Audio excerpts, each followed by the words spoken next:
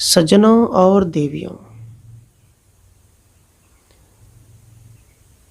सदगुरु कबीर साहब के पास कुछ व्यक्ति जाकर प्रश्न करते हैं। पूछा कि हे कबीर साहब, मनुष्य को आत्मज्ञान प्राप्त करने के लिए, स्वयं को जानने के लिए, सभी भ्रम अंधविश्वास से दूर होना चाहता है वो, लेकिन ऐसे कौन सी जगह पर जाए कि उसको आत्मज्ञान मिल जाए? ऐसी कौन सी जगह पर जाकर वो बैठे ताकि उसका मन शांत हो जाए? तो सदगुरु कबीर ने बड़ी ही सुंदर ढंग से जवाब देते हुए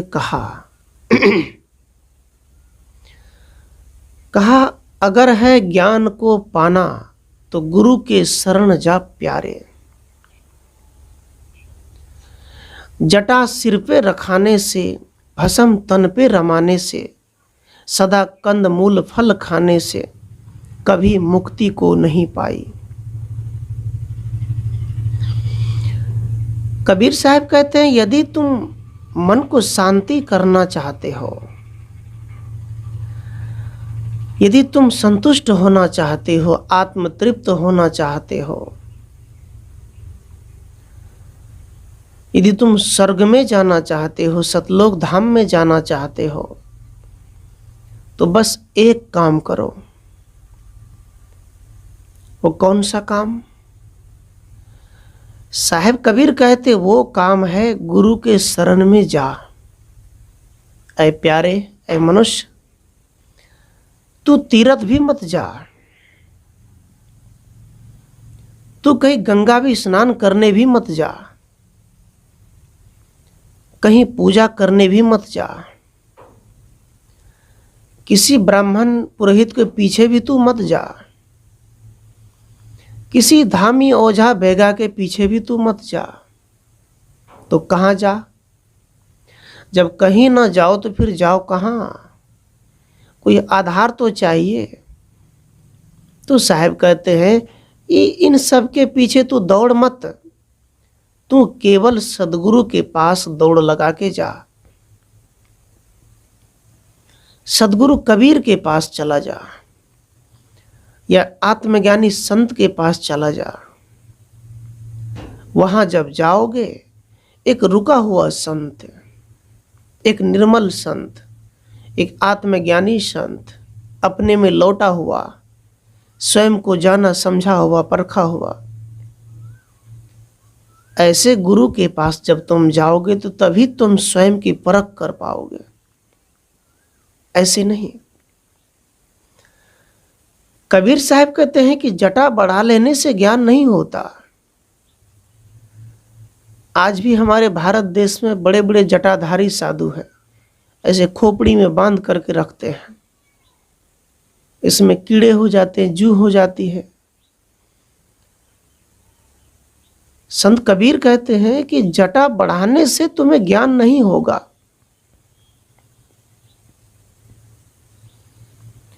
और तन पे भस्म लगाने से भी ज्ञान नहीं होगा। कुंभ का मेला चले जाइए, वहां पर कांट पर ऐसे ऐसे कुछ शक्ति प्रदर्शन करते हैं, चमत्कार दिखाते हैं। याद रखना, बाल बढ़ा लेना चमत्कार नहीं है, साधु बनकर के गांजा पी लेना चमत्कार नहीं है, हड्डी रखना तंत्र मंत्र करके लोगों को डराना ये चमत्कार नहीं है। चमत्कार है स्वयं को जानना और दूसरों को भी जनाना, स्वयं के मन को शांत करना, दूसरों के मन को भी शांति देना, उसे हम चमत्कार कहते हैं। तो साहब ने क्या कहा कि जटा बढ़ा लेने से भी ज्ञान नहीं होगा, और शरीर पर भस्म लगा देने से, आज के साधु संत क्या करते, वो धुनी लगाते हैं, लकड़ी की आग लगाते हैं, उसका जो राख है, छौर है, उसके अगल बगल सभी साधु बैठकर गांजा भी पीते हैं, उसका भस्म को जटा में लगाते हैं, मुंह में, चेहरे पे लगाते हैं, पूरे शरीर में लगाते हैं, ताकि लोग कह सके कि बाबा सिद्ध हैं। लेकिन सज्जनों, सदगुरु कबीर कहते कि न तो जटा बढ़ाने से तुम्हें आत्मकल्याण होगा, न तुम्हारा मन रुकेगा, न तुम्हारे जीवन शैली बदलेगा, और न कोई तुम्हारे पास आकर शांत प्राप्त कर सकेगा। न भभूत लगाने से, न छौर लगाने से, न राख लगाने से, इन सब से भी तुम्हारी मुक्ति नहीं होगी। कहते सदा कंदमूल फल खाने से। कोई कहते हैं कि बस भोजन त्याग कर दो, नमक त्याग कर दो, लहसुन प्याज त्याग कर दो, कुछ खाओ ही मत, रोटी त्याग कर दो, भात त्याग कर दो, चावल त्याग कर दो, दालें सब्जी, केवल फल खाओ। ये शरीर 5 प्रकृति से बने, 25 प्रकृति इसमें लगा हुआ है। इसमें कोई थोड़ा सूरज का अंश है, धूप है, गर्मी है, थोड़ा ठंडक है, थोड़ी धरती का है, थोड़ी पानी का है, थोड़ी कठोरता है। प्राकृतिक की रचना इस शरीर में सब कुछ खाओ, नमक, तेल, कुछ मसाले होते हैं, कुछ सब्जियां होती है, जो नियमित रूप से थोड़ा थोड़ा यूज करो, ज्यादा ना करो। शरीर को जो पोषक चाहिए वो देना पड़ेगा, तभी शरीर कंट्रोल रहेगा। केवल कंदमूल फल खा लिए, आप कहें कि मैं ज्ञानी हो गया, तपस्वी हो गया, कैसे होगा? साहब कहते हैं कि कंदमूल खाने वाला व्यक्ति, नमक त्याग करने वाला व्यक्ति, लहसुन प्याज त्याग करने वाला व्यक्ति भी मुक्ति को प्राप्त नहीं हो सकते, जब तक वो अपने मन को नहीं मारेगा। हमारे भारत देश में ऐसी प्रथा है कि लहसुन प्याज खाए तो पाप लगता है, बेईमानी, चोरी, घूसखोरी करने में पाप नहीं लगता, जीव की हत्या करने से पाप नहीं लगता। साधु को लहसुन प्याज खाने से नफरत है, लेकिन मंदिर में बकरे की बलि चढ़ाने से नफरत नहीं है। उस ब्राह्मण, उस पुजारी से जाकर पूछिए कि आपकी ये जो प्रवचन है ये किस समाज को बदलने के लिए है? नहीं बदल सका। जब से ब्राह्मणवाद फिर से जगा है, तब से मंदिरों की होड़ लग गई और सब लोग उसी के पीछे दौड़ रहा है। अरे कर्म करो, मेहनत करो, व्यापार करो, इसके साथ साथ अच्छे गुरु का सत्संग करो, पढ़ाई लिखाई करो, तब तुम्हें वो ज्ञान प्राप्त होगा। तो कबीर साहब कहते हैं गुरु के पास जा। बने मूरत पुजारी है, तीर्थ यात्रा प्यारी है, करे वर्त नेम भारी, भरम मन का मिटे नाही। कबीर साहब कहते ऐसे लोग से कि बने तो मूर्ति की पुजारी है, थोड़ी सी माटी को गीला कर दिए, पानी डाल दिए, हाथ पैर बना दिए, कुछ रंग पेंट कर दिए, उसके पुजारी बन गए। और उसकी पुजारी इतने प्यारे हो गए और तीर्थ यात्रा प्यारे हो गए। याद रखना, तीर्थ यात्रा, जब कोई तीर्थ यात्रा निकलते हैं, एक एक कदम, तीर्थ मतलब एक एक कदम शुभ रास्ते पर चले। लेकिन जब भी कोई तीर्थयात्री तीर्थ करने जाते हैं तो तीर्थ में तंबाकू भी खाते, गांजा भी पीते हैं, और बोल बम की जयकार भी लगाते हैं, और उसको बोलते हैं तीर्थ यात्रा हमें प्यारी है। याद रखना, आपकी हर एक कदम, हर एक कर्म, हर एक चिंतन पूजा हो जाए, इसी को हम तीर्थ यात्रा बोलते हैं। तीर्थ यात्रा का मतलब ये नहीं कि यहाँ से कुछ नाश्ता बना लिए, कुछ पैसे रख लिए, थोड़ा साधु के कपड़े लपेट लिए, कमंडल ले लिए, चूटा ले लिया, चल दिए भोले बाबा के धाम, अयोध्या जी का धाम चले गए। तीर्थ यात्रा ये नहीं है तो तीर्थ है क्या? सज्जनों, तीर्थ यात्रा उसे कहते हैं कि अपने जीवन की यात्रा में कभी भी अनैतिक कर्म नहीं करना, अपने जीवन यात्रा को शांतिपूर्ण जीवन व्यतीत करना, अपने जीवन यात्रा में किसी को दिल मत दुखाना, अपने जीवन यात्रा में किसी को परेशान मत करना, अपने जीवन यात्रा में किसी को दुख मत देना, अपने जीवन यात्रा में किसी भी जीव की हत्या न करना, सबसे मिल के रहना, गुरु का भजन करना। अरे ये है तीर्थ। जिन्होंने तंबाकू छोड़ दिया, गांजा छोड़ दिया, बलि प्रथा छोड़ दिया, मांस छोड़ दिया, शराब छोड़ दिया, हो गया तीर्थ। कहाँ जाओगे?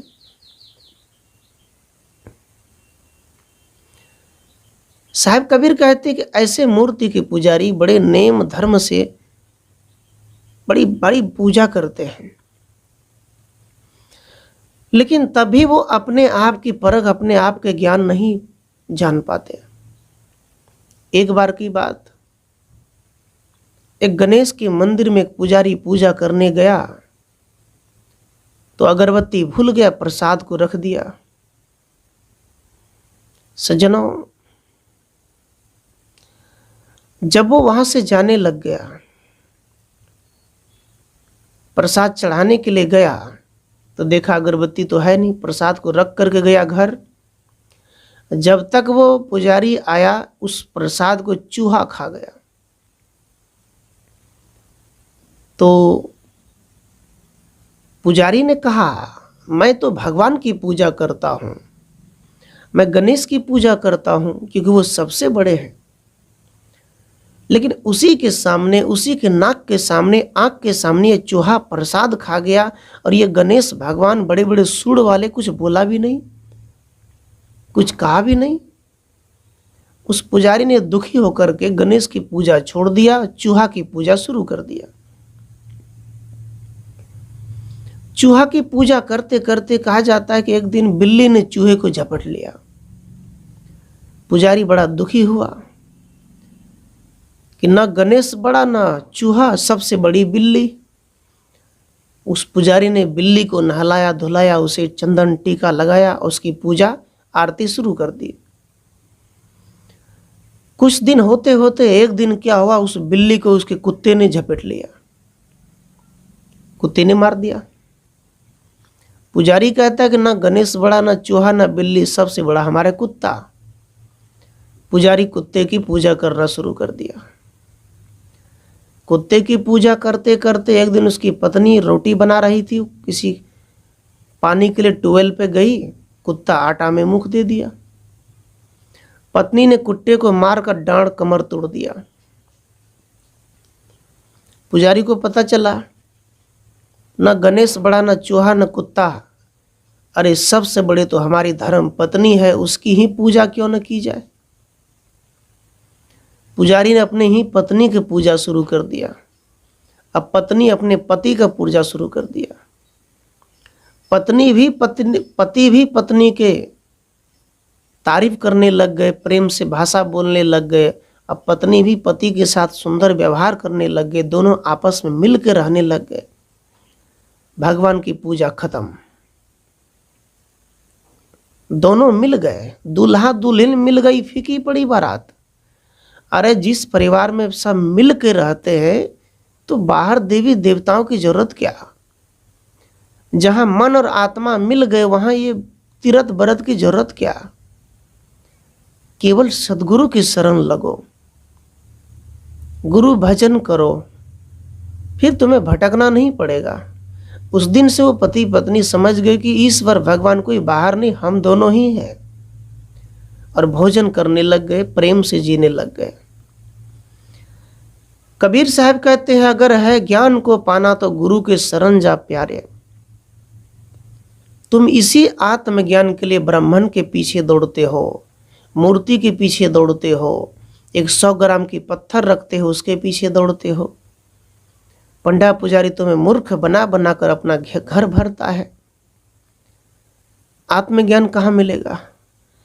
वही कहता है तुम्हारे घर में खतरा है, शनि ग्रह है, आज रविवार का ग्रह है, नुकसान होने वाला है। कब कब जगोगे तुम?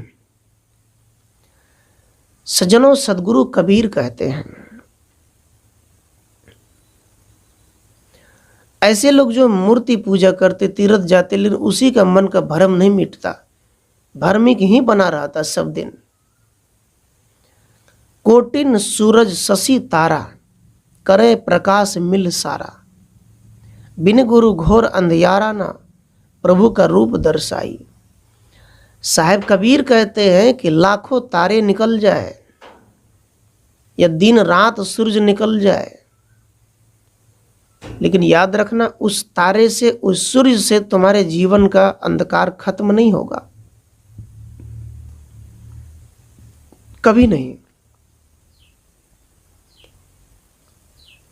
आप याद रखो, सूर्य चंद्रमा तारे यदि ये निकल जाए तो थोड़े संसार का प्रकाश हो सकता है, आपके अंदर नहीं।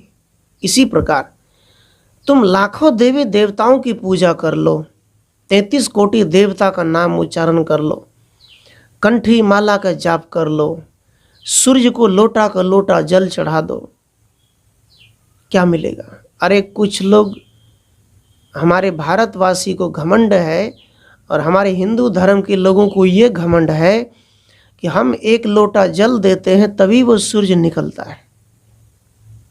केवल ये घमंड हिंदू को है, ब्राह्मण को है, और किसी को नहीं है। आप पाकिस्तान चले जाओ, चाइना चले जाओ, अमेरिका चले जाओ, विदेश चले जाओ, वहां सूर्य को जल नहीं चढ़ाते, क्योंकि पता है कि प्राकृतिक अलग है, मनुष्य अलग है, और हमारे जल चढ़ाने से उस सूर्य निकलेगा ये सही बात नहीं है। तो हम हिंदू, हम ब्राह्मणों को ये घमंड है, ये भ्रम पैदा हो गया है कि हमारे जल देने से ही वो सूर्य देवता बाहर आते हैं। ऐसी बात नहीं है। आप सूर्य को जल नहीं भी देंगे तो भी निकलेंगे वो तो भी चक्कर लगाएंगे, तुम्हारे पानी से नहीं निकलता वो। तो सज्जनों, तुम इतने बड़े तीर्थ व्रत करो, लेकिन साहब कबीर क्या कहते हैं? बिना गुरु घोर अंधियारा न, प्रभु का रूप दर्शाई। बिना गुरु के वो अंधकार का ज्ञान तुम्हें नहीं होगा। गुरु मिलेगा तभी वो अंधकार भगेगा, है ना। मान लीजिए आपने साबुन लाया, अब पता ही नहीं कि साबुन को लगाना भी है, कैसे धोना है, मालूम ही नहीं है, खरीद के रख दिए, तो क्या होगा? आपको दवाई दिए डॉक्टर, लाकर घर में रख दिए, खाने का ज्ञान ही नहीं है। सज्जनों, कबीर देव कहते हैं ऐसे ही बिना गुरु का, जब तक गुरु नहीं करोगे, ये जो अंधकार है, ये जो काल जाल है, भ्रम अंधविश्वास पाखंड है, इसे छूटने का ज्ञान तुम्हें कोई दे ही नहीं सकता है। इसलिए बिना गुरु घोर अंधियारा, बिना गुरु के तुम्हारे जीवन में अंधकार है, बिना गुरु के तुम परेशान हो, और बिना गुरु के तुम ना जाने कहां कहां भटकते हो। कहा आंख न सूझे बाबरा, घर जरे घूर बुताए। घर में आग लगी है, घूर में पानी डालते हैं तो घर की आग बुझेगी कैसे? बीमारी मन के अंदर है, परेशानी जीवन में है, मन के अंदर खराबी है, इस शरीर के अंदर में सब गड़बड़ी है, लेकिन ये मनुष्य छोटे छोटे तीर्थ व्रत करके, पूजा पाठ करके, गंगा जल चढ़ा के, वो चाहता है कि मनुष्य मेरा कर्म सुधर जाए। कैसे होगा? नहीं हो सकता। साहब कहते हैं गुरु के बिना तुम्हें प्रभु का रूप नहीं दर्शाए होगा, प्रभु का रूप नहीं दिखाई देगा। प्रभु का रूप मतलब अपना रूप, गुरु का पहचान, बोध होगा तब गुरु की पहचान होगी, गुरु की पहचान होगी तो अपना रूप दिखाई देगा, अपना रूप देखोगे तब स्वयं को जानोगे। और अपना रूप देखने वाला व्यक्ति किसी से डरता नहीं, किसी भ्रम में फंसता नहीं। वो जान जाता है कि कहाँ फंसना कहाँ जाना, वो तो मैं ही हूं। कमाओ खाओ, शांतिपूर्वक जीवन व्यतीत करो, गुरु का भजन करो, ध्यान चिंतन करो। इस सम जान गुरुदेवा, लगा तन मन करो सेवा। साहब कबीर कहते हैं गुरु को ही देवता समझो, गुरु को ही इष्ट मानो। तुम्हारे इष्ट से परिचय करा देगा गुरु।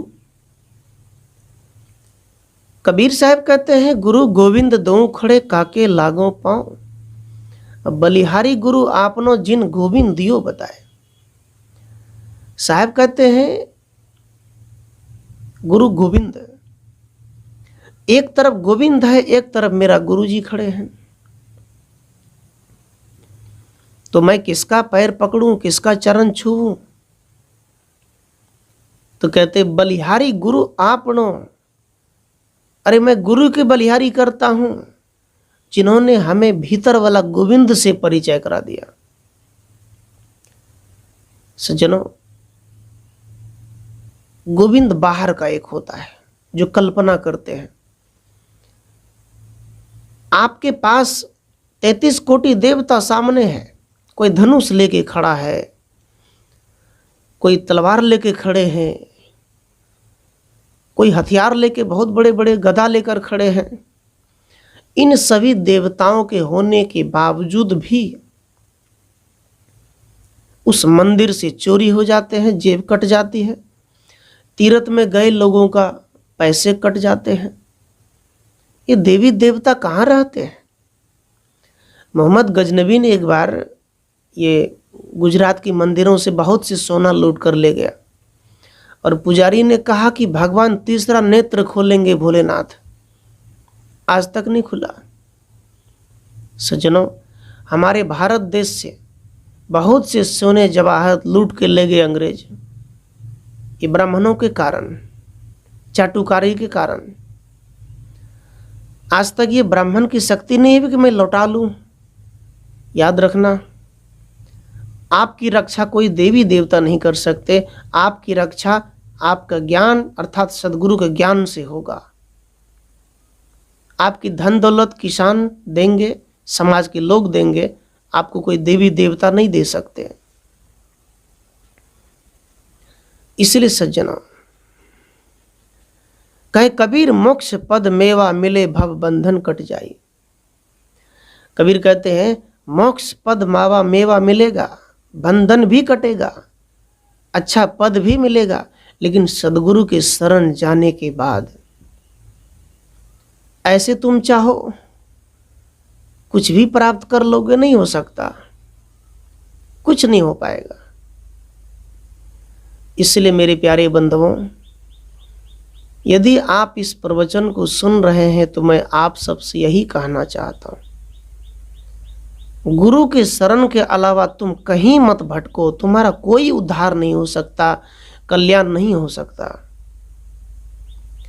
गुरु जब तुम्हारे घर में जाएंगे तभी तुम्हारा काल कटेगा, सभी जाल कटेगा। गुरु तुम्हारे घर में टहलेंगे, गुरु का हाथ तुम्हारे सिर पर जाएंगे, तभी तुम्हारे काल जाल का नाश होगा। इसलिए गुरु के पास जाओ, गुरु को घर में बुलाओ, गुरु के शरण में लगो, गुरु की सेवा करो, गुरु के आदेश मानो। इस हिसाब से मनुष्य को जीवन जीना चाहिए। आज बहुत लोग गुरु की शरण छोड़कर अनेक देवी देवताओं की शरण में जाना चाहते हैं,